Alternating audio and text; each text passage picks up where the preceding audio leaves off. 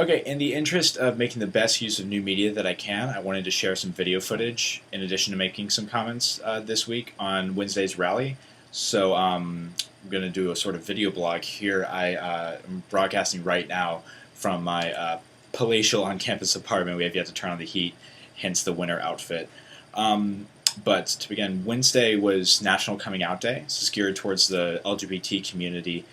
The idea being that many people who are oppressed or bullied, you go outside your home and you're bullied, and when you come back, you have a safe space where you can find solace, and that's not always true for queer people. That idea being that you can be queer and born into a family, queer accepting or not. So coming out is incredibly important in the queer community. But that being said, this particular rally especially, which took place, the one at Tufts in relation to National Coming Out Day, took place in Hoton Cafe in the campus center on a particularly rainy day. The idea that was really emphasized in this rally and has been emphasized in rallies in the past is that it's not limited to the LGBT community. And your identity is, as somebody being queer, is not necessarily independent from any of your other identities. Professor Tim Atherton, who's a physics professor at Tufts, said he carries his identities in a single basket, and that gives him strength.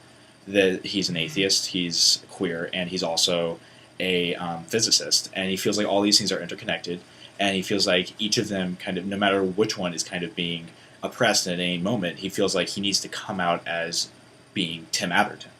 Ben Hascott echoed this kind of notion. He said that actually when he did a Nick Gets Better video, most of the response that he received came from straight white men who were saying that they felt oppressed in other ways, maybe because they were bullied for being a nerd in high school.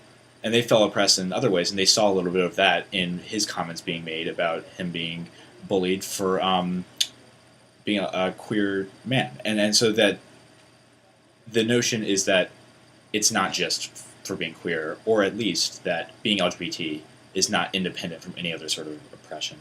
And just in a more general sense, another point that was echoed throughout the rally is that labels are inherently subversive. And so somebody saying, oh, I'm bisexual, oh, I'm queer, oh, I'm an atheist, I mean, anything, is inherently kind of creating a dichotomy that may not entirely, it puts you into a specific structure that you might not be able to break out of.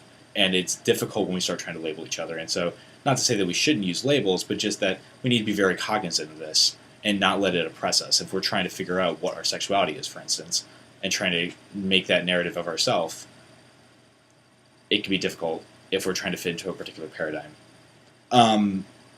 That was the general sense that I got from the rally. An important kind of practicality that was mentioned several times in the rally is that on November 6th, Maine voters will be, there's an initiative on the Maine ballot. The Maine ballot, which is the first legislative initiative to legalize same-sex marriage. That looks like it's going to pass. It's not the first legislative initiative, but it's the first that is, the poll numbers right now are 52% to 44%, give or take a little bit, which is a pretty solid number, and that would be very big for grassroots organizing. It would be big for people bringing change, because every other legalization of same-sex marriage in one way or another has been top-down. It's been coming from the legislator itself making the decision.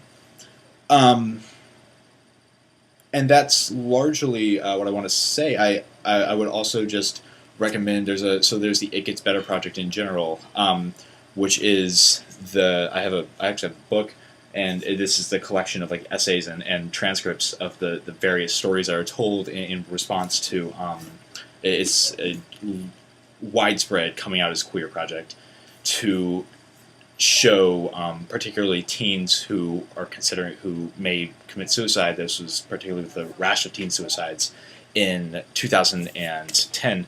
There's it's a project to build up, and President Obama did a It Gets Better video. It's a project to build up kind of a community, a larger community of people who have overcome the same boundary struggles and overcome the same obstacles that other teens might be going through.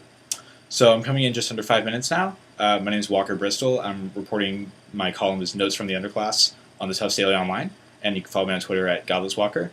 And thanks for watching.